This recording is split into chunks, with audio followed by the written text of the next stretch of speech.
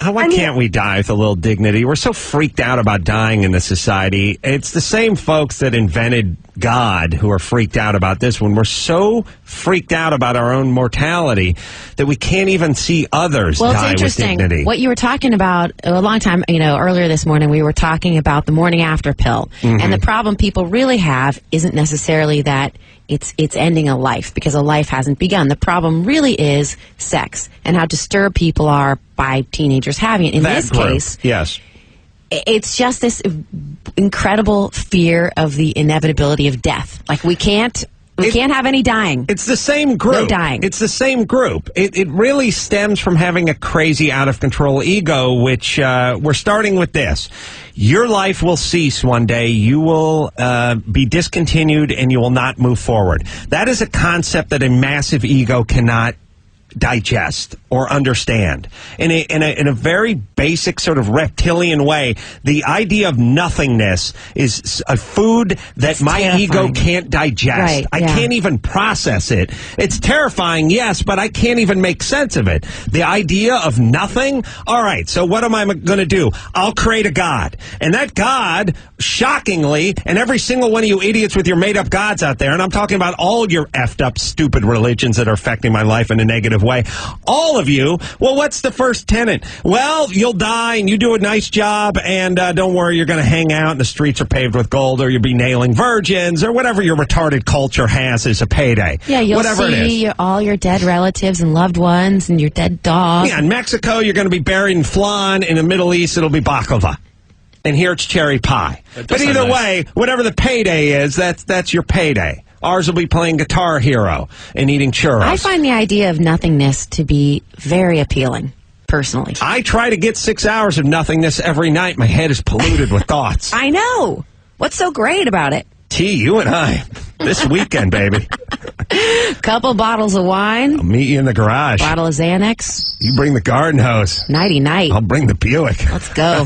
What's so great about all these thoughts? Why, listen, if you have a terminal illness and you're suffering, I understand that some people want to fight, and those people are heroic. And some people have just had it. They're in pain. Their life they have no quality of life. Why shouldn't it be their choice to check out in a dignified way? Of course. And the same group, which are the super righty religious nut jobs who are so freaked out and they're so insecure about their mortality, fight this one tooth and nail with the same insecure made-up God that they know in the deep corners and recesses of their minds that they question.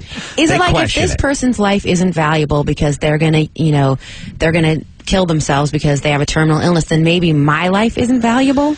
There's the sort of proximity association thing, and we don't like it. We don't like to see people doing things that remind us of our own sexuality or mortality or whatever it is, and we want to put an end to it. Let's just go ahead and stop sex and death. That shouldn't be a problem. Right. Meanwhile, let these people die with dignity. And you want to talk about pro-choice, for Christ's sake. Here's a choice. We're talking about what a woman does with her own body. You want to talk about the ultimate choice about what you do with your body? You're riddled with cancer. You'd like to go with dignity. You're going to choke on your own goddamn saliva. Let's go out on our own terms. And by the way, let's say goodbye to everybody. Because, look, if I'm one of your relatives and I live in Dearborn, Michigan, and I don't know if you're going in the next 3 weeks or the next 3 months, how the hell am I going to come? I might miss you. Whether it's a right to be born or a right to die, what have you, they're just complicating the entire process.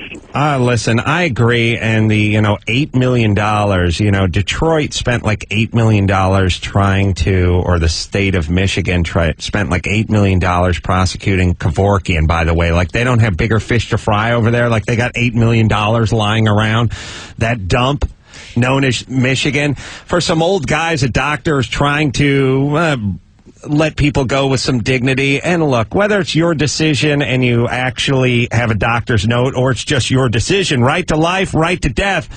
And it's so crazy that the right to life first don't want the right to death. I mean, ultimately, the idea is it's your decision. To me, it's the most sacred decision you have as a human being. Really, if you think about it, you can talk about your right to vote or your right to drive or your right to what goes on in your womb, stays in your womb, and whatever you want to talk about. The right to go when you realize you've had enough. The right to tap out.